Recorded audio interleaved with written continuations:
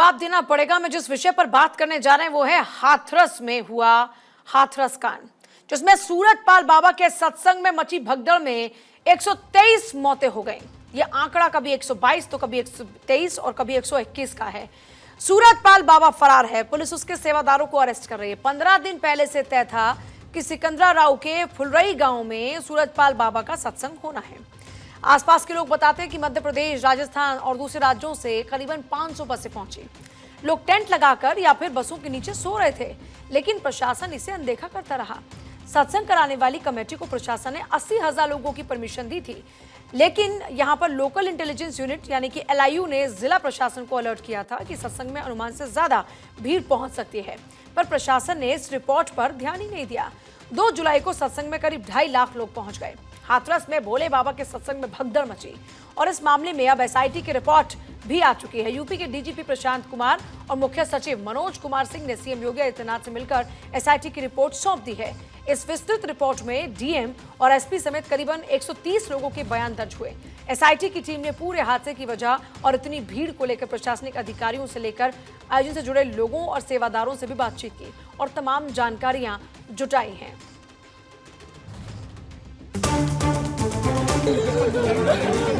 परिवार वालों से मेरी पर्सनल बात हुई। उन्होंने कहा कि प्रशासन की कमी है। उन्होंने कहा कि जो अरेंजमेंट वहाँ पुलिस का होना चाहिए था वो नहीं। क्राउड मैनेजमेंट का SOP था, आपकी तैयारियां भी उस अनुरूप नहीं। मैं बार बार कह रहा हूँ, हम हादसों के देश हैं। लेकिन मैं राहुल गांधी जी को याद दिला दूं, वहाँ पे मोदी जी की गारंटी की सरकार है। मोदी जी की गारंटी का बुलडोजर दोषियों पर भी चलेगा, किसी को बख्शेगा नहीं, और विपक्ष की ओछी राजनीति पर भी चलेगा। शासन को चाहिए था वहाँ पर कि जब संख्या मात्र 80,000 की थी, जुट गए 2.5 लाख, तो उसको मैनेज करना चाहिए था।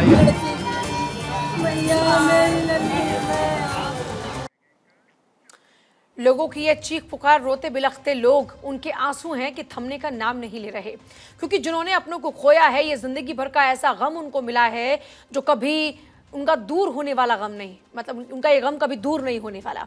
सवाल ये है कि ऐसे बाबाओं ने धर्मांधता फैलाई है, ऐसे बाबा लगातार लोगों को अपने प्रभाव में लेकर अपना पूरा साम्राज्य स्थापित कर रहे हैं।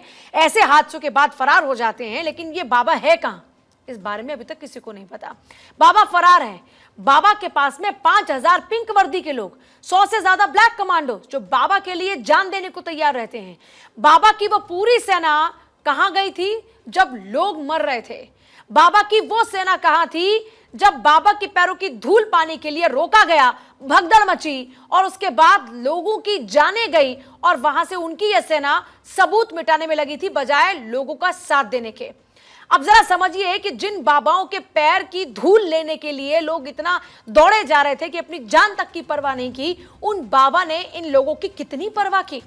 क्या एक के मन में, किसी एक शख्स के मन में भी यह सवाल आ रहा है कि बाबा आखिर है कहां? बाबा इतने असंवेदनशील कैसे हो सकते हैं? अगर ये बाबा वाकई अपने आप को भगवान के समकक्ष बताते हैं और खुद को मानते भी हैं, अगर इनके पास में इतनी असीम शक्तियां हैं कि ये फूंक मारकर पानी देते हैं और लोग उस पानी को लेने के लिए तरसते हैं, तो फिर इन बाबा की ये आत्मीय शक्ति, ये बाबा की अदृश्य शक्ति तब कहां थी जब लोग मर रहे थे? तब बाबा ने फिर फूंक मारकर लोगों को वहां खड़ा क्यों नहीं कर दिया? ये सवाल इसलिए लगातार बने हुए हैं क्योंकि लोग कैसे गुमराह हो जाते हैं इन बाबाओं के चक्कर में। और चलिए चर्चा की शुरुआत करते हैं। स्वामी चक्रपाणी महाराज हमारे साथ में बहुत ही जल्द जुड़ेंगे, जो कि हिंदू महासभा के अध्यक्ष हैं। अरविंद जैन हमारे साथ में पूर्व DGP हैं उत्तर प्रदेश, और Pramod Kumar ji advocate supreme court इस वक्त हमारे साथ में हैं। शुरुआत सर आपके साथ करते हुए अरविंद जी, सवाल ये कि जब LIU ने ये इनपुट दिया कि यहाँ पर जो परमिशन आपने दिया उससे ज्यादा लोग पहुंच सकते हैं, तो फिर इंतजामात उस हिसाब से होने चाहिए थे। आपको नहीं लगता कि यहाँ पर बड़े स्तर पर, प्रशासनिक स्तर पर लापरवाहियां हुई हैं? मुझे मेरे संज्ञान में नहीं है कि LIU ने क्या रिपोर्ट दी थी। LIU ने अगर रिपोर्ट दी है और अगर थाना सिकंदरा राव ने अतिरिक्त बल की मांग की थी कि थाने के फोर्स से काम नहीं चलेगा, तो जिले के SP का, बाकी वरिष्ठ अधिकारियों का दायित्व था कि चाहे वो जिले से देते, चाहे वो रेंज से देते, अतिरिक्त फोर्स उपलब्ध कराना चाहिए था।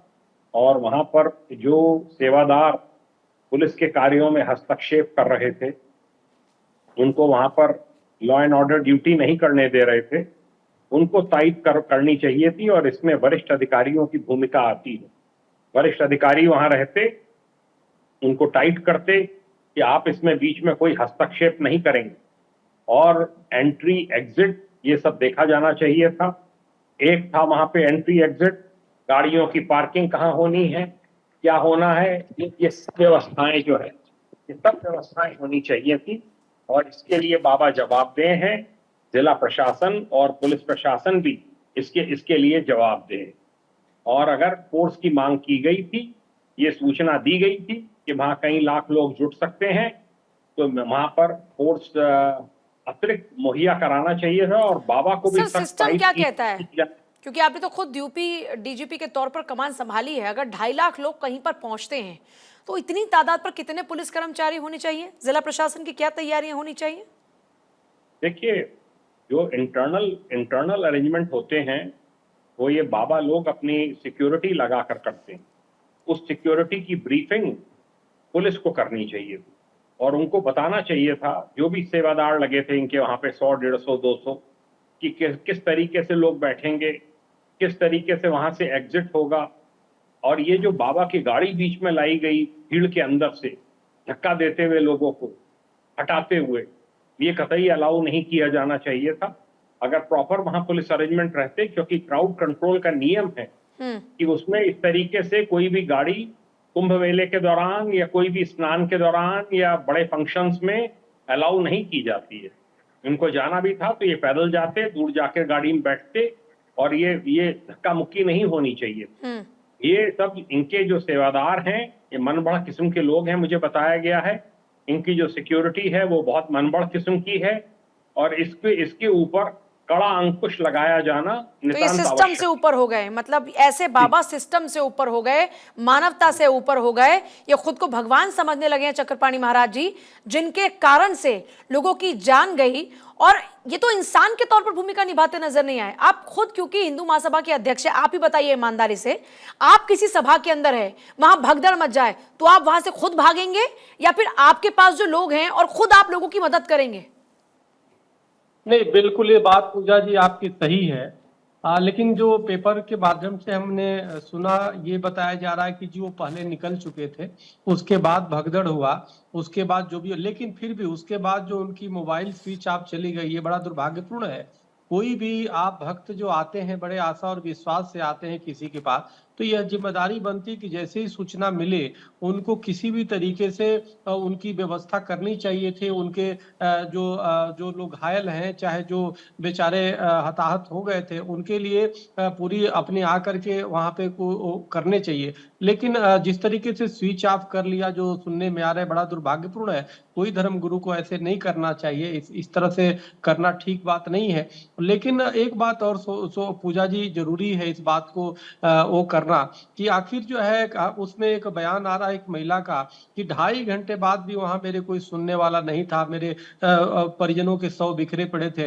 हॉस्पिटल की भी यही स्थिति थी कि घंटों बाद भी कोई वहां पे चिकित्सा अधिकारी नहीं था, कोई वहां पे कोई डॉक्टर नहीं थे जो उनको ऑक्सीजन लगाए या जो उनका ट्रीटमेंट शुरू करे। इसी तरह हॉस्पिटल के आगे लाश बिखरे पड़े थे और लोग वीडियो बना रहे थे। जहां पे सत्संग होता है वहां मनुष्यता जागृत करने की बात होती है, लेकिन यह तो मनुष्यता बिल्कुल समाप्त होती जा रही है कि लोग मर रहे हैं, लोग वीडियो बना रहे हैं। और दूसरी बात, प्रशासन की व्यवस्था, वहां हॉस्पिटल में ना डॉक्टर है ना अधिकारी, घंटों बाद भी वहां पे कोई अधिकारी और डॉक्टर नहीं आए थे जैसा उसमें वो। तो कहीं ना कहीं जब 80,000 लोगों को परमिशन मिलता है तो परमिशन सिर्फ कार्य करने के लिए नहीं देते, जो स्थानीय जो प्रशासन होता है उसका भी कोई जिम्मेदारी होती है। या तो ठीक है कि पूरे वहां के जो स्थानीय जो उनके टीम के मैनेजमेंट के लोग हैं, उनकी जो कमी है वो तो उस श्रेणी में आएंगे, उन पे जांच हो ही रहा है। नहीं, देखिए स्थानीय प्रशासन की जिम्मेदारी तो है ही, और उसमें कोई दो राय नहीं है। जब मैंने पहला सवाल ये पूछा कि जब इतने लोग आए थे तो फिर क्या इंतजाम किए गए थे, इतने लोगों की भीड़ को देखते हुए, गर्मी को देखते हुए, उस हिसाब से इंतजाम अस्पतालों में क्यों नजर नहीं आया, एम्बुलेंस वहां पर मौजूद क्यों नहीं थी, वॉलंटियर्स क्या कर रहे थे। लेकिन मैं ये पूछ रही हूं कि आपको नहीं लगता कि ऐसे लोग धर्म को बदनाम करने की कोशिश कर रहे हैं? ऐसे लोगों के कारण से बदनामी होती है, इन लोगों के कारण माहौल उड़ाया जाता है। नहीं, बिल्कुल इसमें कोई दो राय नहीं, क्योंकि देखिए ऐसा है, हमारा ऋग्वेद कहता है मनुर्भव, यानी कि मनुष्य बनने की प्रेरणा देता है। तो मनुष्य कोई भी जो धर्मगुरु है जिसके पास लोग आते हैं, वो भले वो धर्मगुरु खुद ही क्रिमिनल हो या वो हो, लेकिन वो बात तो सत्य की करता है। बात हमेशा सत्य, अहिंसा, करुणा, दया की करके लोगों को प्रभावित करता है। वो कभी ये नहीं कहता कि हिंसा या कोई भी ऐसी चीजें नहीं करता जो सामने वाले को खटके। लेकिन जब वो करता है तो कम से कम उसका दायित्व तो बनता था कि अगर जो कोई भी इस तरह के लोग हैं जो अफवाह फैला रहे हैं या जो भगदड़ मचवा रहे हैं, चाहे वो, तो उसमें आकर के स्वयं उसको खड़ा होने चाहिए था। अभी तक कोई अता पता नहीं है, कोई किसी तरीके से राहत उनकी तरफ से घोषणा नहीं किया। क्योंकि जब इतने लोग कोई भी परिवार में कुछ होता है तो परिवार का मुखिया ऐसे थोड़े स्विच ऑफ करके भाग जाता है, ऐसे थोड़े गैर जिम्मेदाराना कार्य करता है। तो हमें लगता है कि उनको सामने आकर के अपने जो भक्त हैं, उनके जो घायल हैं उनके लिए भी, और जो नहीं रहे उनके लिए भी करने चाहिए, और उस समय भी करने चाहिए था। अब तक जो हुआ, लेकिन हमें लगता है कि उनको और चलिए, आप खुद वापस नहीं आए तो आपके पास जो पूरी ब्रिगेड आपने अपने लिए तैयार कर रखी है, अपने सेवादारों को आपने सबूत मिटाने के लिए वहां छोड़ दिया। सबूत मिटा रहे थे तो फिर वहां पर लोगों की मदद करते नजर क्यों नहीं आए? ये कुछ बड़े सवाल हैं। प्रमोद कुमार जी, जो पूछताछ लगातार हो रही है उसमें कई खुलासे हुए, वहां पर जिनकी गिरफ्तारी हुई, जिन सेवादारों की, वो खुद इस बात को कबूल रहे हैं कि सबूतों को मिटाया गया, सामान वहां से उठाकर दूसरे खेतों में फेंका गया, कुछ बारिश ने धो दिया, कुछ सबूतों को उन लोगों ने धो दिया। अब इस पूरे प्रकरण के बाद अगर बाबा के खिलाफ कार्रवाई की बात आती है तो आप किस तरीके से देख रहे हैं कि ऐसे बाबाओं के खिलाफ में कड़े से कड़ा एक्शन लिया जा सकता है और कानून की नजरों में इनको दोषी साबित किया जा सकता है? देखिए मैडम, सबसे पहले मैं बता रहा हूँ, बाबा तो दोषी हैं ही, इसमें दो राय नहीं। बाबा ने एक हत्या का अपराध किया है, इनमें भक्ति नाम का कोई चीज नहीं है। ये एक तरह से समझिए कि सनातन धर्म की जो है विसंगतियां को बढ़ा रहे थे, ये कुरीतियों को बढ़ा रहे थे। तो एक तरफ तो सबसे पहला है कि वो बाबा नहीं है, दूसरी तरफ इस जो हाथरस वाला जो कांड हुआ है 2 जुलाई का, उसमें मैं उससे कम दोषी प्रशासन को नहीं मानता हूँ। आवाज नहीं आ रही है आपकी, मैं आपके पास वापस लौट रही हूँ। इस वक्त एक बड़ी खबर आ रही है, बाबा साकार हरि पर सूत्रों से बड़ा खुलासा। बाबा साकार हरि तंत्र साधना भी करता है, उल्लू की आंख का काजल लगाता है बाबा, उल्लू तंत्र साधना भी करता है साकार हरि। बाबा साकार हरि पर यह बड़ा खुलासा सूत्रों के हवाले से, हरि तंत्र साधना भी करता है, और खबर यह है कि उल्लू की आंखों का काजल लगाता है यह बाबा, उल्लू तंत्र साधना भी करता है साकार हरि। चक्रपाणी महाराज जी, ये उल्लू तंत्र साधना, उल्लू की आंखों का काजल, ये सब क्या है? देखिए, ये तंत्र में उल्लू के और कौवे के इस तरह की चीजें हैं, लेकिन मूल विषय यह है कि यहाँ पे जिस तरीके से अभी कहा गया कि उनके पीछे पहले भी उनपे केस और कई मुकदमे दर्ज थे। सवाल इस बात का है कि तो ये आखिर उनपे कार्रवाई करने के लिए कौन था? हम और आप तो करेंगे नहीं, वहां तो प्रशासन ही करेगा, और प्रशासन क्यों सोता रहा? तो ये अभी माननीय वकील साहब जी, प्रमोद जी बैठे हैं जो कह रहे प्रशासन का नहीं, बिल्कुल प्रशासन जिम्मेदार है, वो तो है, जो बाबा है वो तो वही है जिम्मेदार, लेकिन प्रशासन भी जिम्मेदार है। क्योंकि प्रशासन ने जिस प्रकार से सिर्फ 80,000 लोगों को परमिशन देना नहीं होता, उसके बाद वहां पे व्यवस्था की जानी चाहिए थी कि, क्योंकि आप बताओ, सैकड़ों लोग, करीबन 150 लोग जो है अपने जान को दे दिया, उसमें भी सबसे ज्यादा हमारी माताएं बहनें उन्होंने जान अपनी गवा दिया, इससे बड़ा बच्चों ने गवा दिया, इससे बड़ा दुर्भाग्यपूर्ण क्या हो सकता है? अगर प्रशासन चुस्त होती, कम से कम डिबेट होता रहता, कम से कम लोगों के जान तो बचते, वो तो जान से ही चले गए। हाँ, बड़ी बात यही है चक्रपाणी महाराज जी, आपने बिल्कुल सही कहा।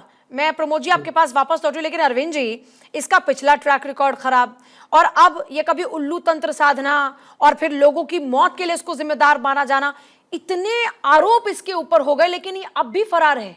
इसे क्या माना जाए? क्या यूपी पुलिस की विफलता है ये, या इसको राजनीतिक संरक्षण है? आखिर क्या वजह है? क्या ये पॉसिबल है कि ये फरार हो जाए और पुलिस को कानो कान इस बात की खबर ना लगे? देखिए, आपको ये पता होगा कि ये पुलिस में कांस्टेबल रहा, इसको सब पता है पुलिस के तौर तरीके। इस समय मोबाइल मुझे बताया गया है सब स्विच ऑफ है, कोई किसी का कोई ट्रेस नहीं हो रहा। ये कहाँ किसी श्रद्धालु के घर पर है, कहाँ छिपा हुआ है, अभी उसको ज्ञात नहीं हो रहा। छापेमारी हो रही है विभिन्न आश्रमों में, शीघ्र ही सामने आएगा। जितना समय ये फरार रहेगा, ये खुद ही अपनी फजीहत करेगा। इसको स्वयं उसी समय प्रस्तुत होना चाहिए था वहां पर जहां घटना स्थल। ये दिखाता है कि ये बिल्कुल ढोंगी बाबा है। कोई वो नहीं है। ये सूरजपाल, इसके खिलाफ कड़ी कार्रवाई होगी। पुलिस साक्ष्य एकत्र कर रही है। साक्ष्य ना इनके श्रद्धालु दे रहे हैं जो इंजर्ड हैं, जी ना जो मृतक हैं उनके परिवारीजन दे रहे हैं। वो सब अभी भी कह रहे हैं कि ये तो एक हादसा था, हो गया, ये तो भगवान है।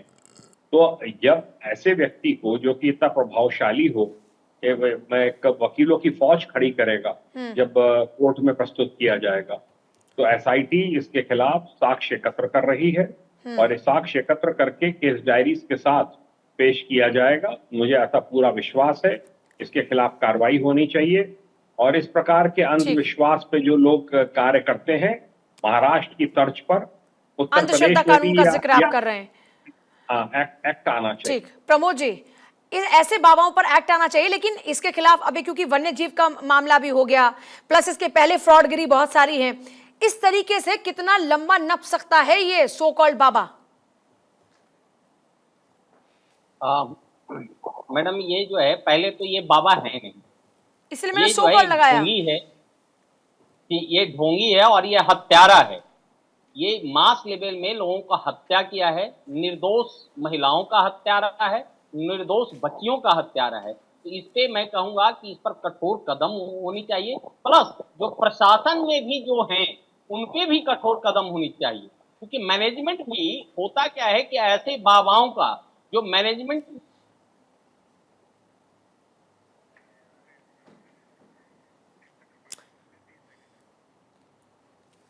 चलिए, शायद आवाज उनकी आ नहीं रही है, लेकिन बहुत शुक्रिया सभी का चर्चा में शामिल होने के लिए। कुल मिलाकर ऐसे ढोंगी बाबाओं पर कड़े कानून आने की आवश्यकता है। महाराष्ट्र के अंधश्रद्धा कानून का जिक्र अभी सर कर रहे थे और इस कानून की वाकई की आवश्यकता आन पड़ी है कि जो अंधभक्ति फैलाए, जो धर्मांधता फैलाए, जो लोगों को मौत के मुंह में ढकेल दे, ऐसे बाबाओं को बख्शा ना जाए, उन पर नकेल कैसे जाए।